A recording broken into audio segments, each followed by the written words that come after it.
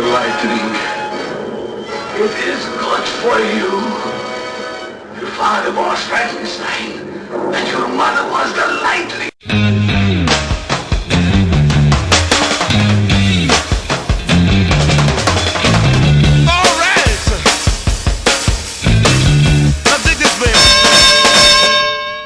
Excelsior, and welcome fight fans to episode number 2 of Fist Things First Radio. I'm your host, Alex Pierpaoli, and today we'll talk about the return of undefeated junior middleweight knockout artist Omar Henry. We'll speak to the youngster who returns to the ring against the dreaded TBA on June 25th. That's coming up right now on Fist Things First Radio. But first, a word from our sponsors. This edition of FTF Radio is being brought to you by Talkin' Boxing with Billy C., the undisputed heavyweight champion of boxing talk radio. Talkin' Boxing with Billy C. is on every weekday morning live from 5:30 to 7:30 a.m. Eastern. Check them out online at www.talkinboxing.com. By ScaredStiffReviews.com. Started in 2007, Scared Stiff Reviews covers the big budget to the micro budget. Indie horror is the genre's future. That's their motto at www.scaredstiffreviews.com. On June 25th, Omar Henry returns to the ring against an opponent to be named. He'll be fighting on the undercard of a Don King mega show featuring Devon Alexander versus Lucas Matisse, which is the headliner and will be broadcast on HBO. Also on that fight card is Tavoris Cloud, light heavyweight, versus Yusuf Mack, and junior middleweights Cornelius Bundridge versus Sekou Powell, and cruiserweights Guillermo Jones versus Ryan Coyne, and several other bouts in a 10-bout card. Omar Henry was 60-5 as an amateur, and he will be fighting his 11th fight on the 25th. And I got a chance to speak to him by phone from Don King's training camp in Orwell, Ohio, just a couple of days ago, back on June 6th. Omar tolerated a very bad connection, very bad phone connection, and I apologize to him for that. But here's our interview right here. So it'll be 366 days since your last fight. I guess we should probably start. Where have you been? Well, actually, it'll be exactly 1 day high of a year. I fought June 26th of 2010, and now I'm playing June 25th of 2011. So see that? It was such a coincidence. It's 1 day shy of a year. See that? Yeah, that's why I majored in English, not in math. Yeah. So, well, the biggest thing is I relocated. I used to live in Houston, Texas. Then I relocated to Las Vegas. So, I had to get a whole new team and stuff like that. And then I had managerial problems and stuff like that. And for a while, and then finally I got everything straight now. You know. So that was the biggest thing. And so you went from Top Rank to now working with Don King? Right. I was with Top Rank. We mutually agreed to split ways, you know, after 2 years with each other. I've been with him since 2009. And, you know, it was just a lot of stuff, a lot of politics, you know, so we just felt it was best to just split ways for now. So now, who are you sparring with? Are you sparring with people we know, or are they amateurs? Some people that you know, I'm out here, you know, these guys are bigger than me out here. So, you know, like Tavares Cloud, and those are some of Don King's fighters. I don't even know about names. You've been sparring with Nick Diaz also. Now, he's an MMA fighter. What's that been like? It's been an awesome experience, you know. He's great, one of the best MMA fighters, and, you know, he's great with his stand-up as well, and I was just working with him, helping him, you know, even more with the stand-up, and it's been just a great experience, man. Now, when you spar with someone like that, he only boxes, or does he throw kicks at you as well? No, he only throws punches, no kicks. He just stand up. Oh, so it's so that he is better at the actual boxing aspect, not right, Oh. yeah. And he's a softball too when he does it. So. Oh, that's cool. So that probably helps you as well. Exactly. So it's all good work. Well, that's cool. Now, when you're in camp, I've always heard that it could be a little monotonous. What do you do for fun in there? What? I've always heard that camp can be kind of monotonous, that it gets boring. All you're doing is training. What kind of things do you do for fun? Do you? Oh, your training camp, you mean? Yeah. Oh, well, the thing I'm doing, I'm just keeping myself busy, just staying focused, and this is supposed to be. So, I go on the internet, I like to stay update my fans on my Twitter, my Twitter site at Omar Henry, or my Facebook fan page and stuff like that, and interact with the fans, they keep me entertained. Yeah, that Ricardo Mayorga is pretty entertaining on Twitter. Yeah, man, there's been some words exchanged between me and Mayorga. Personally, I don't even know Mayorga, so I'm just playing along with it, because he's speaking perfect English, and he can barely even speak English at all, so I doubt that's him, but hey, I'm just doing it for some fun. Yeah, I heard a rumor that it might not be him, that somebody wrote about that it might not be him recently. But, yeah, it's false what he's saying, too, that I turned down one of his sparring sessions and stuff like that. It never even happened. I never was asked to spar him, so oh, really? I don't know what's going on, but, Wow, yeah, he likes to talk. Now, I see you were born in 1987, and I'm going to be talking on the radio tomorrow about Mike Tyson, and I can't help but draw the connection here that you were just a child when Tyson crushed Michael Spinks. Who were some of the fighters you grew up watching? Of course, coincidentally, I grew up watching Mike Tyson. My mom used to order the fights and stuff like that, and I used to sit down and wait all day for the fight. So I'll fall asleep by the time the fight started because I was waiting so long. I was sleepy, and I grew up watching Mike Tyson, of course, Roy Jones. Later on, my pro career before my pro career got started was Miguel Cotto. So those are the three most influential boxers that I looked up to. Floyd as well, actually. Mayweather as well. I would get March my pro. It's another person I looked up to. So. Right. Now, in terms of style, would you compare your style to any one of those guys? Yeah, actually, I feel like all my styles, like all of those combined, I feel like I got the power of kind of like a Mike Tyson, and the pressure and stuff. Keeping on to my opponent like Mike Tyson, and I feel like I got the body shots of Miguel Cotto, and the relentless pressure as well, like he did back in his prime and stuff. Also, I feel like I got the athleticism of a Roy Jones Jr., and of a Floyd Mayweather as well. So, they can do a lot of tricks and stuff in the ring as well. So I feel like I got all three of those guys, like all combined into me. Yeah, that's a pretty good combination.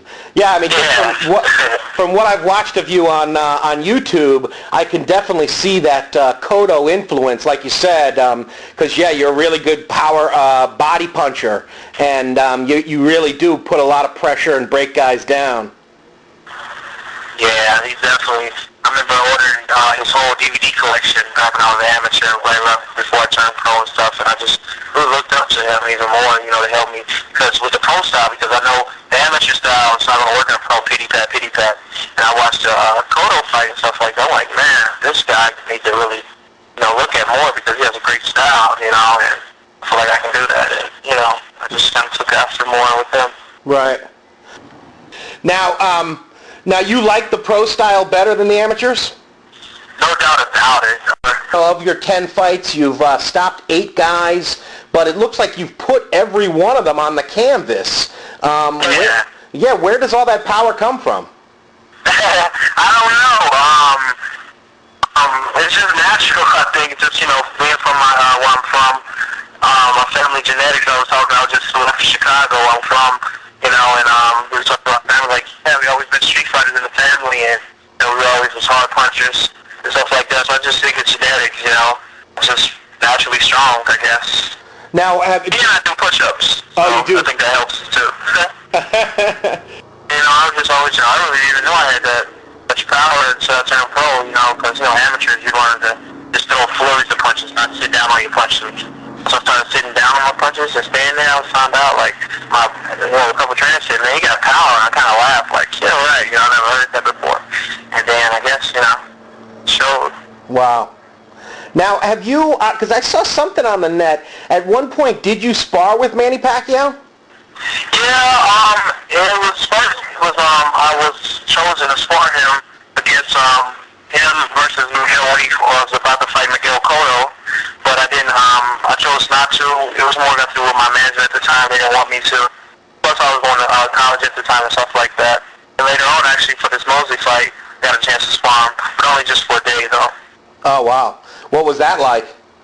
It was interesting, Manny, I feel like Manny is the same, like he isn't the same the way he is when he fights, His sparring is not, like, it's different. It's like, I thought, he was better than that in a way. Really? And when he fights, though, he just picks up, some people are gym fighters, some people are, like, in the fight fighters. In the gym, he does work hard and stuff like that, but he's not, like, as explosive as he is in his fights. Oh, really? How much do you weigh, like, walking around when you're not in training? Right around 160 or so, or 170?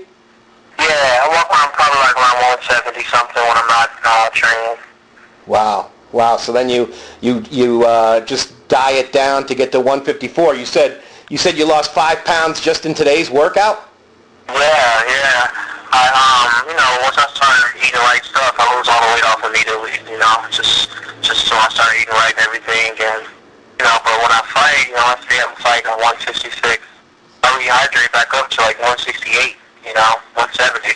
Wow. So, yeah, I'm kind of a big drain middleweight. Yeah. Now, what is a typical day of training camp like? Like what, I notice on your Twitter you're up at like 4 a.m. Now, is that doing the running, or are you in the gym at that time, or you run then and then go to the gym later?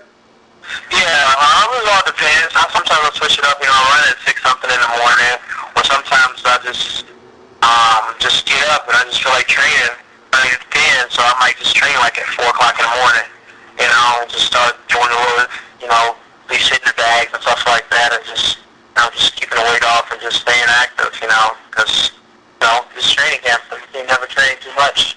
Yeah. So you get closer to fight, so, I do a lot of different things. So now you're at Don King's camp there in Orwell, Ohio. Are there other fighters there training with you as well? Yeah, there's heavyweight that's fighting. You remember the fight is going to be, a record of 3 or 4 championship fights, something like that, live on HBO, And it's Tavares Clouds out here is one of Don King's fighters. Guillermo Jones or something like that. He's fighting, and another fighter, I forgot his name, but he's out there. So it's like, big fights, and a lot of tough guys out here. Wow, that's cool. Ali trained, Tyson trained, all legendary fighters. To be honest, things, all of them. Now that must be pretty cool. So you guys get almost like even though it's an individual sport, you get that sort of team atmosphere if you're all, working out together and all fighting on the same night. That must be kind of cool. Yeah, it is.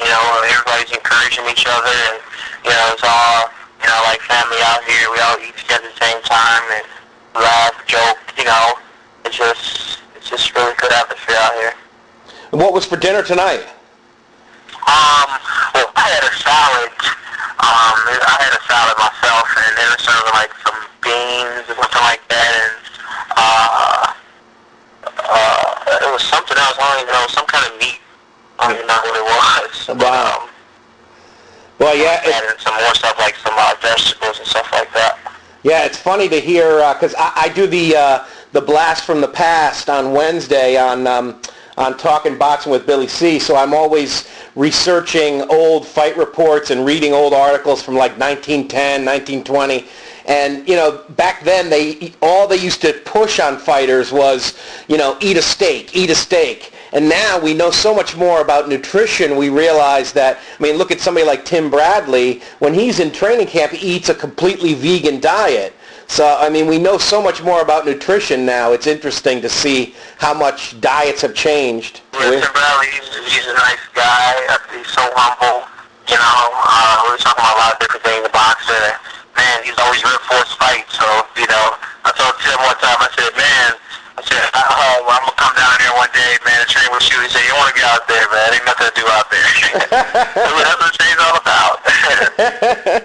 And how did you get into boxing? What was it? Was there one specific event, or you said your mom used to watch Tyson? Was that it, or?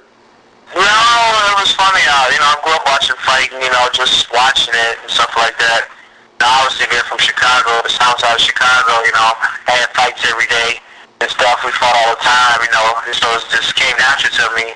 But it was one day, I think I was like 14 years old, and I watched like a Roy Jones fight, and I was just in shock. I was just amazed by his talents back in his prime. Roy Jones, I was like, wow, this guy is amazing. I've seen some highlight clips, so I'm like, wow, I want to be just like this guy. It was incredible stuff he can do in his prime.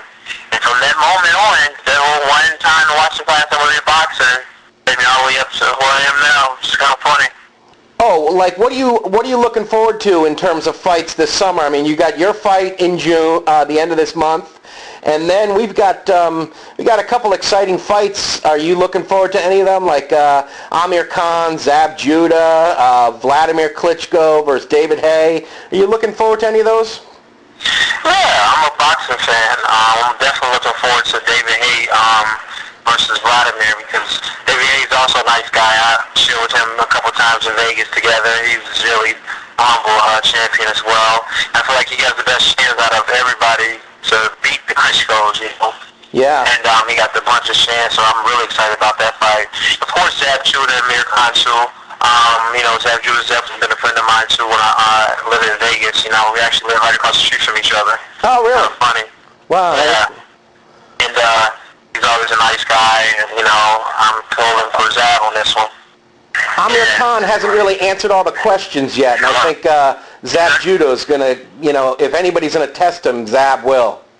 Oh, yeah, I think Zab got the puncher's chance, man. I think Zab can knock Amir Khan out, actually. Yeah. Yeah, it's one of those fights where I try to go to the Hall of Fame almost every year. I'm looking forward to it this week. And I remember the year that Miguel Cotto was fighting Zab Judah, Marlon Starling was saying that, I like Judah in a boxing match, but I like Cotto if a fight breaks out. And that was one of those fights that in that first round, a fight broke out. Yeah, man, that was actually one of the fights that I became a Miguel Cotto fan for sure.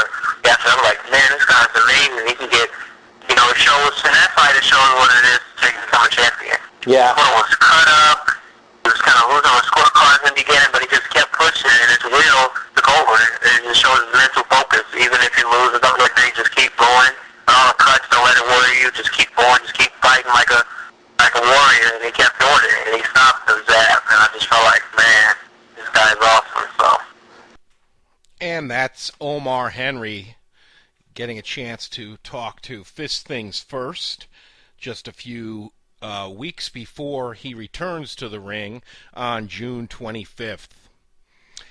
Henry also mentioned that not only has he been a longtime fan of Miguel Cotto, he actually got to visit with Miguel Cotto and his family in their suite before Cotto fought Ricardo Mayorga. And being half Puerto Rican, that was really a joy for Omar Henry to not only have idolized Cotto and to watch him fight as he grew up, but to finally get to meet him and actually hang out with him must have been quite a thrill. So make sure you get a chance to see Omar Henry. If you're in the Missouri area, make sure you go out live and check out that fight card. It sure sounds like a good one. And there should actually be some highlights of the fight shown on HBO. Well, that does it for this episode of Fist Things First. And finally, as always, a special thanks to Boogaloo B. And coming up on our next episode of Fist Things First, we'll have a wrap-up of Canistota's induction weekend. Until then, I hope you've enjoyed it, and enjoy the fights. And we'll talk to you again soon, right here on Fist Things First Radio.